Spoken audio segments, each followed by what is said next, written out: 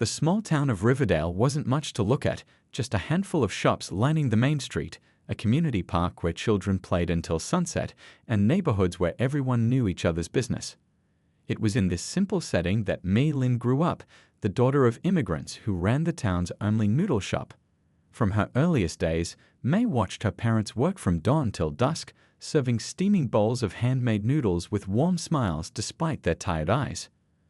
Mei learned life's most important lessons in that tiny shop, that honest work brought its own rewards, that kindness cost nothing but meant everything, and that happiness wasn't found in fancy things but in the people you shared your life with. While her classmates dreamed of leaving Riverdale for big cities and glamorous careers, Mei found contentment in the small joys of everyday life. After college, Mei returned to Riverdale to teach at the same elementary school she had attended as a child. The building was old, the supplies were limited, but the children's eyes lit up when they understood something new, and that was enough for her. Her modest teacher's salary allowed her to rent a small apartment above the bookstore and save a little each month. She dressed in simple clothes bought on sale and carried the same handbag until the straps wore thin. Her colleagues often teased her about her frugal ways, but she just smiled, unbothered by their comments. "You're too practical, Mei," her friend Tanya would say, shaking her head. "Life is short. Treat yourself sometimes." But Mei never felt like she was missing out. Her life was peaceful, meaningful, until the day she literally bumped into Raj Kumar at the local coffee shop. The collision sent her papers flying everywhere, and as they both knelt to gather them, their hands touched. Mei looked up into the warmest brown eyes she ever seen. Raj was tall and lean, with slightly messy black hair and a crooked smile that made her heart skip. "I'm so sorry," he said, his voice soft and slightly accented. "I wasn't watching where I was going." "Neither was I," Mei admitted, feeling her cheeks grow warm. That chance meeting turned into coffee, which turned into dinner the following weekend. Raj told her he worked at a small tech company in the city and commuted from Riverdale because he preferred the quieter life. He listened intently when she spoke about her students, never once checking his phone or looking bored like other men she dated. 25 third graders all day, he'd said with genuine admiration. "I can barely manage 2 hours of meetings without losing my mind." What Mei loved most about Raj was that he seemed completely at ease with himself. He drove an older model car that occasionally needed a push to start. He wore simple button-down shirts with the sleeves rolled up. He never tried to impress her with expensive restaurants or gifts. Instead, they went hiking in the nearby hills, had picnics by the lake, and spent evenings cooking together in his small kitchen. Their wedding, 6 months later, was just as unpretentious as their relationship. They exchanged vows in the town park, with Mei in a simple white dress her mother had altered and Raj in a navy blue suit he already owned. Their reception was held at her parents' noodle shop, decorated with paper lanterns and wildflowers picked that morning. They danced to music played on a borrowed speaker, ate homemade food prepared by both their families, and felt richer than any billionaire could ever be. They rented a modest 2-bedroom apartment on the outskirts of town, a halfway point between her school and his commute to the city. Every morning, they woke before sunrise, shared a quick breakfast, and kissed goodbye as they headed to their separate workdays. Every evening, they returned to each other, sharing stories of difficult students or challenging work projects over dinner. "We should get a bigger place someday," Raj would occasionally mention, but Mei would just squeeze his hand. "This is perfect for now," she'd reply. "We have everything we need." What Mei didn't know was that her husband's idea of someday and a bigger place were vastly different from what she imagined. And the truth about the small tech company where Raj worked would soon turn her simple life upside down. The first time Mei met Raj's family was 3 months after their wedding. They drove 2 hours to reach the exclusive gated community where his older sister Prisha lived with her husband Dev. As their old sedan passed through massive iron gates, Mei's stomach tightened with nerves. The houses, no, mansions, lining the street looked like something from a movie, with perfectly manicured lawns and luxury cars parked in circular driveways. "You never told me your sister was so well off," Mei whispered as Raj parked between a shiny black Mercedes and a bright red sports car she couldn't even name. Raj shrugged. "Money isn't everything. Trust me." When the massive front door swung open, Prisha stood there in designer clothes that probably cost more than May's entire wardrobe. Her smile didn't quite reach her eyes as she air-kissed Raj on both cheeks and gave May a quick once-over. "So this is the teacher," she said, her voice sweet but somehow sharp at the edges. How quaint. The inside of the house was even more intimidating than the outside. Marble floors, crystal chandeliers, and furniture that looked too perfect to actually sit on. Family photos lined one wall, showing Raj and Prisha as children with their parents who had passed away years ago. In every picture, they were dressed in expensive clothes, standing in front of landmarks around the world. "Your family seems so different from what you described," May whispered to Raj when Prisha disappeared into the kitchen.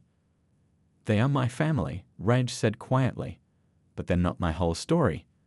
Dinner was a parade of dishes Mai couldn't pronounce, served by a woman in a uniform who never made eye contact. Dev, Prisha's husband, spent most of the meal talking about his investment firm and the celebrities he'd golfed with the previous weekend.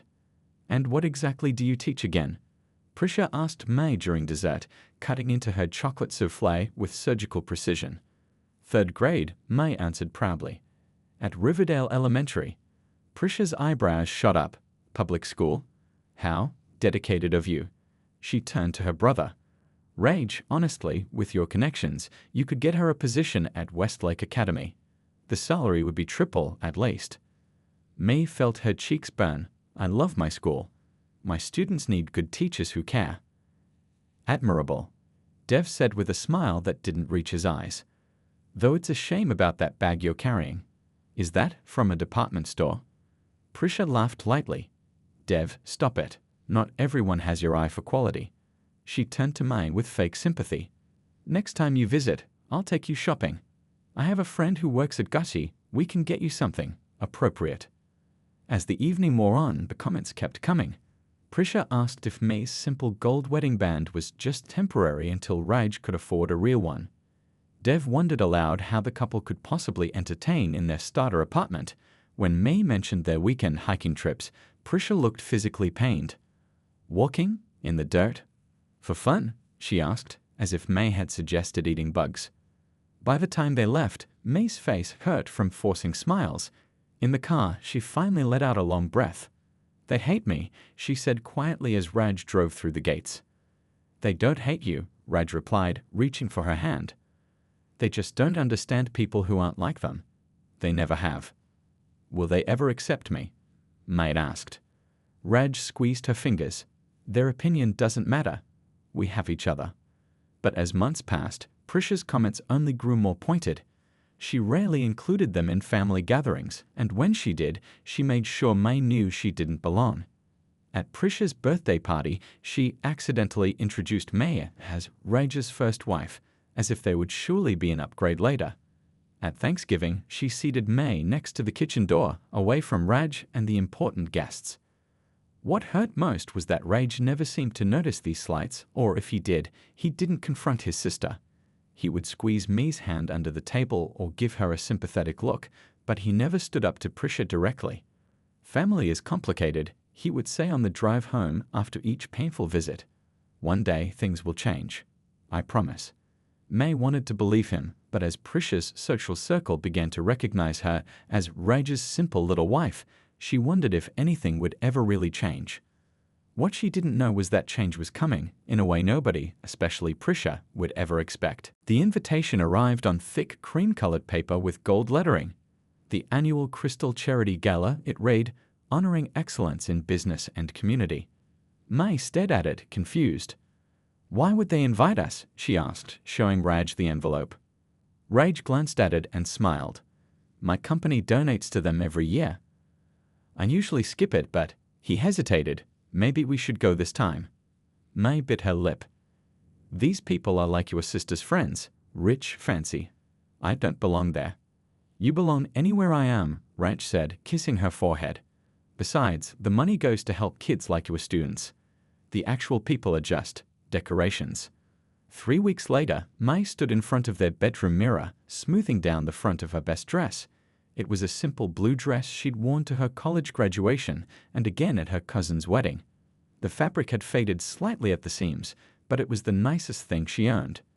"You look beautiful," Raj said, adjusting his tie. Unlike her, he looked perfectly at ease in his suit, though it wasn't nearly as flashy as what his brother-in-law Dev would wear. "I'll just stay quiet and try not to embarrass you," May promised. Raj frowned. "Hey, that's not." "I'm joking," she said, but they both knew she wasn't, not entirely. The hotel ballroom was like something from a different world. Crystal chandeliers hung from ceilings higher than their apartment building. Women dripped with diamonds, men wore watches that cost more than a car, and waiters carried trays of champagne in crystal flutes. Maid clutched her small purse, the same one Prisha had mocked, like a shield. "Raj, you actually came." Prisha's voice cut through the crowd. She air-kissed her brother, then turned to May with that same tight smile. "And you brought her? How nice." May noticed Prisha's eyes lingering on her dress, her shoes, her hair. She saw the tiny smirk that formed at the corner of Prisha's mouth. "The teacher decided to join the grown-ups tonight," Prisha said to a woman beside her, loud enough for May to hear. The woman, dripping in diamonds, gave May a dismissive glance. How charitable. Dinner was a minefield.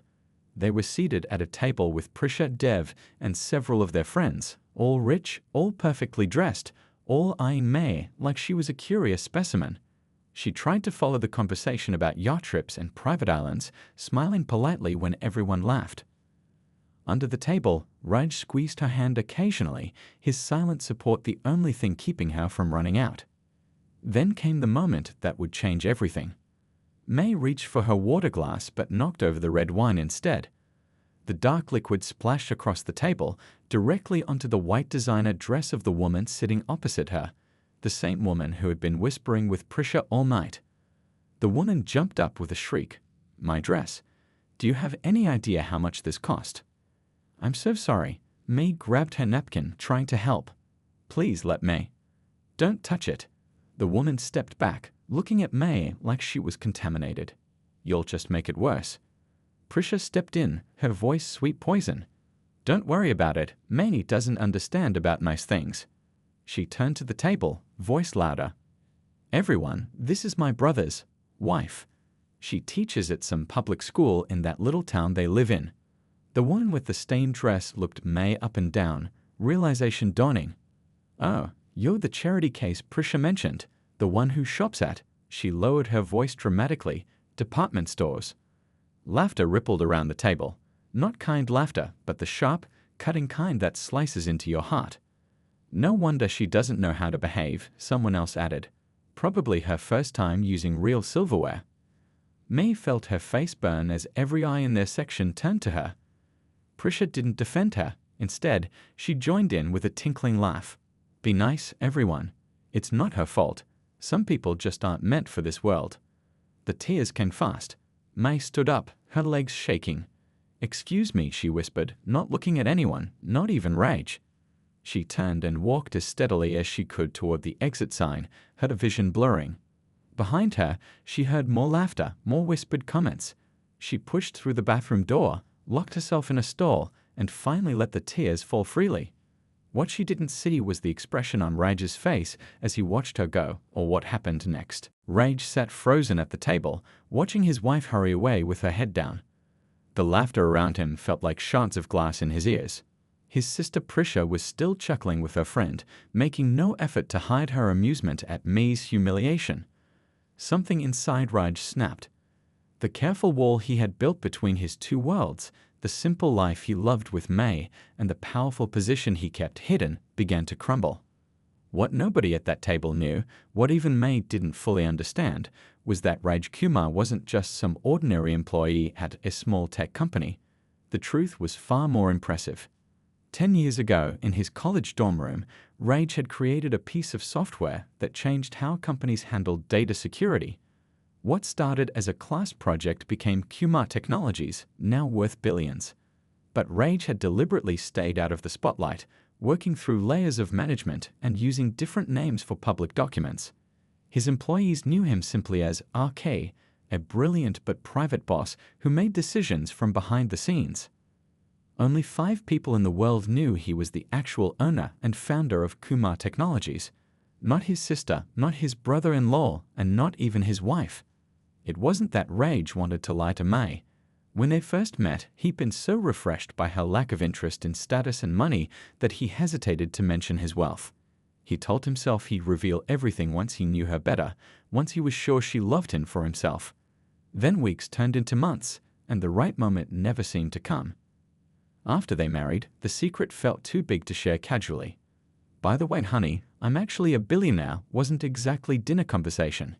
He worried she might feel betrayed or think their entire relationship was built on lies. So he kept driving his old car, living in their modest apartment, and commuting to the city where he slipped into his real office through a private entrance. Raj had always planned to tell Mai eventually, maybe when they decided to have children, or when they were ready to buy a house. He imagined surprising her with her dream home, explaining everything, watching her eyes light up with amazement. But he never imagined it would happen like this. As he watched his wife disappear through the ballroom doors, her shoulders shaking slightly from held-back tears, Raj felt a mixture of rage and resolve wash over him.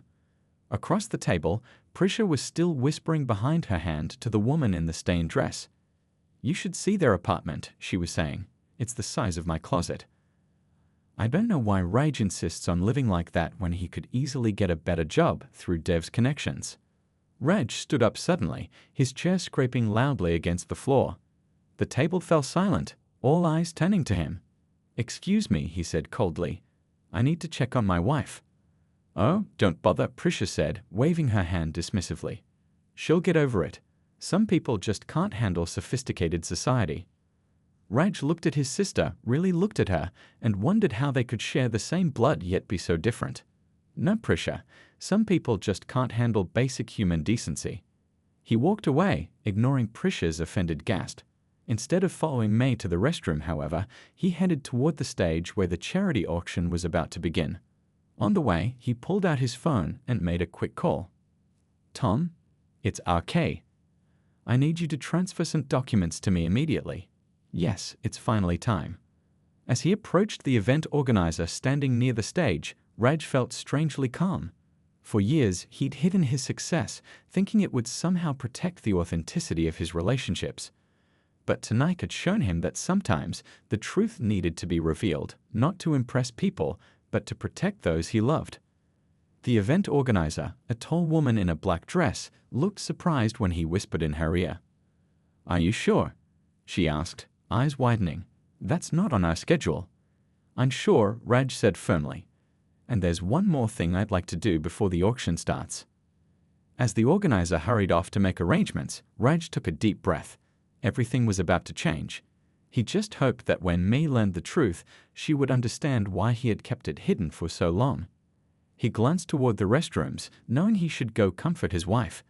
But first, he had a statement to make, one that would ensure no one ever laughed at May again. In the ladies' room, May splashed cold water on her face, trying to stop the tears that kept coming.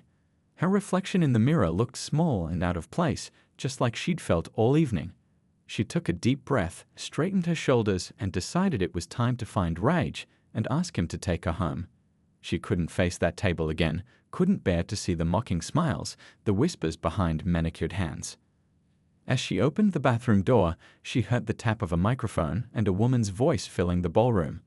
"Ladies and gentlemen, before we begin our auction, we have a special announcement."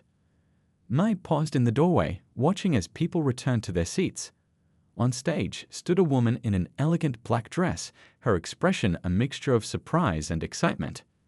"Tonight, we are honored to have with us someone who rarely appears at public events, despite his enormous contributions to technology and philanthropy." Curious despite her misery, May moved closer, staying near the back wall. Who could be so important that they'd interrupt the carefully planned program? "Please welcome to the stage the founder and CEO of Kumar Technologies, Mr. Raj Kumar." Mai froze. She must have heard wrong. Kumar Technologies was one of the biggest tech companies in the country. Everyone knew that. And its founder was named Raj Kumar, yes, but that couldn't be her Raj. It had to be someone with the same name. But then her husband walked onto the stage, and the room erupted in applause and surprised murmurs. He looked exactly the same man who kissed her goodbye each morning, who helped wash dishes every night, who drove an old car that sometimes needed a push to start. Yet somehow, he also looked different, taller, more confident, as if a hidden part of him had finally been revealed. "Thank you," Raj said into the microphone, his voice echoing through the suddenly silent room.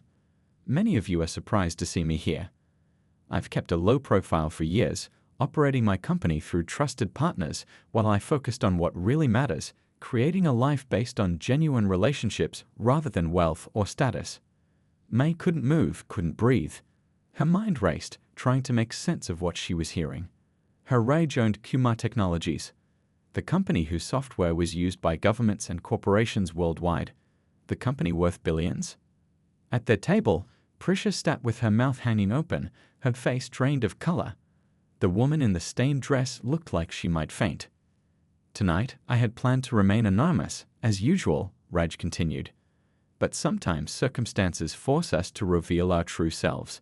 His eyes scanned the crowd until they found May standing by the wall. His expression softened.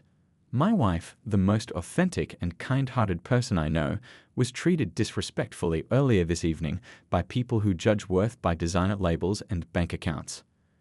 A ripple of uncomfortable murmurs spread through the room. People turned in their seats, trying to spot the wife he mentioned. "So I'd like to make 2 announcements," Raj said. "First, Kumar Technologies will be donating $20 million to tonight's cause, supporting education in underprivileged communities." Gasps filled the room. The event organizer beside him looked like she might cry from happiness. "Second," Raj said, his voice growing stronger, "I'd like to bid on the first auction item. The painting by renowned artist Lin Chen. My opening bid is $5 million. The room exploded with shocked whispers. The auctioneer, clearly flustered, stepped forward. "Sir, the starting bid was only set at $1 million. $5 million, Raj repeated firmly. "For a good cause, and to remind everyone here that true value isn't always visible on the surface."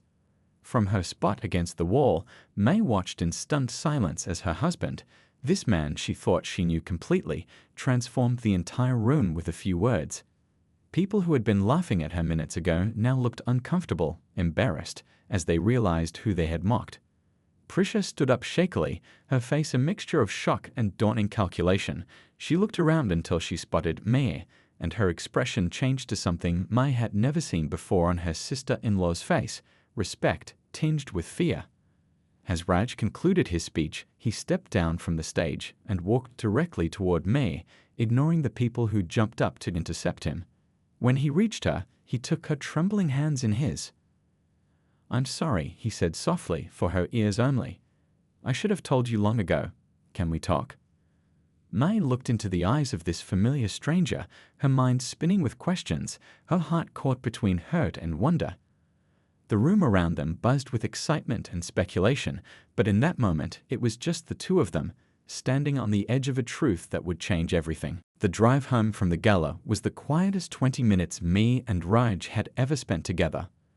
The old car, the one Raj could have replaced 1,000 times over with luxury vehicles, hummed along the dark highway while May stared out the window, her mind racing with questions. "Why?" she finally asked, her voice barely above a whisper. "Why keep something so huge from me?" Raj's hands tightened on the steering wheel. "At first, I was afraid you'd see me differently if you knew. Then I was afraid you'd be angry I hadn't told you sooner." He glanced at her. "I was going to tell you when we bought a house. I wanted to surprise you." "A surprise is birthday cake, Raj. Not finding out your husband is." She couldn't even say it. "A billionaire," he finished for her. The word hung in the air between them. Billionaire. It sounded like something from another world, not their small apartment with the leaky faucet and the neighbor who played music too loud on weekends. That night, they talked until sunrise. Raj showed her documents on his laptop, explained the company he built, the charities he secretly funded. As dawn broke, May felt like she was meeting her husband for the second time.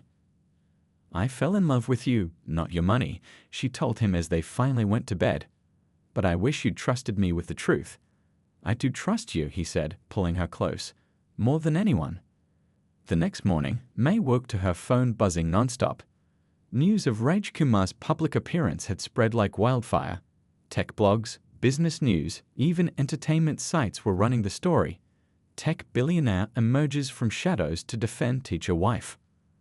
Photographs from the gala showed May in her simple blue dress, looking shocked as Rage spoke on stage.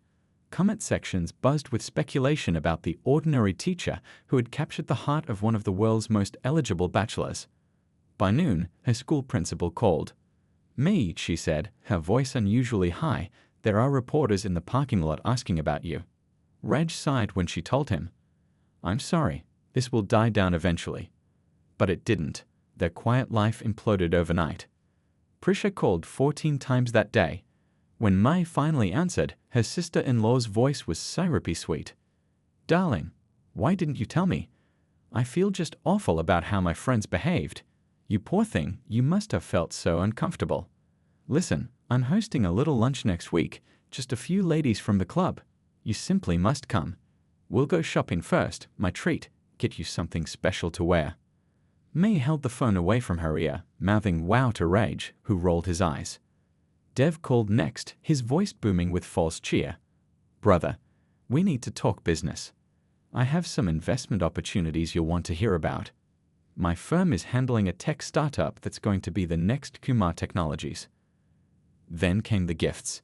The woman with the wine-stained dress sent an expensive handbag with a gushing note about how misunderstandings happen. Prisha's friends, who had laughed at her, sent flower arrangements bigger than their coffee table. People who had never spoken to Mai suddenly found her phone number, her email, even their home address. One evening, as Mai sorted through another stack of invitations and business cards, she looked up at Raj. "Is this what your life has been like? People wanting pieces of you, not caring about who you really are?" He nodded slowly. "That's why I kept it private. That's why I loved our life together so much. It was real." The next week was a blur of declined invitations and avoided phone calls. Reporters camped outside their apartment until the building manager threatened to call police. May took a leave of absence from school when parents began asking for special meetings with the billionaire's wife. Even grocery shopping became impossible when people recognized her from the news and asked for selfies or, worse, investment advice. "This isn't living," May said one night, curled up on their couch. "I miss our normal life." Raj sat beside her, taking her hand. "Me too. But maybe we can find a new normal." He opened his laptop and showed her something that made her eyes widen. "What do you think?" he asked. "Ready for a change?" Maya looked at the screen, then back at her husband, the man she thought she knew, the man she was getting to know again. Despite everything, her heart still recognized him. "Yes," she said. "I think I am." 6 months after the night that changed everything, a moving truck parked outside a modest 2-story house in a quiet neighborhood. Not in an exclusive gated community. Not in a luxury high-rise downtown. Just a pleasant street with trees lining the sidewalks and kids riding bikes in the late afternoon sun. Mai stood in the empty living room, watching as movers carried in the same furniture from their old apartment. The same slightly worn couch. The same coffee table with a water ring on one corner.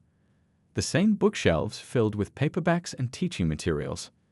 "We could buy all new stuff, you know," Raj said, coming up behind her and wrapping his arms around her waist. "Anything you want." May leaned back against him. "I like our things. They have memories." After weeks of house hunting, this was the home they had chosen, a comfortable 4-bedroom in a middle-class neighborhood with good schools nearby and a small backyard where they could plant a garden. Not what people expected from one of the richest men in the country. "Prisha is going to have a fit when she sees this place," May said, laughing softly. "Prisha has been having a fit for months," Raj replied, chuckling. "She still can't understand why I won't buy a mansion next to hers."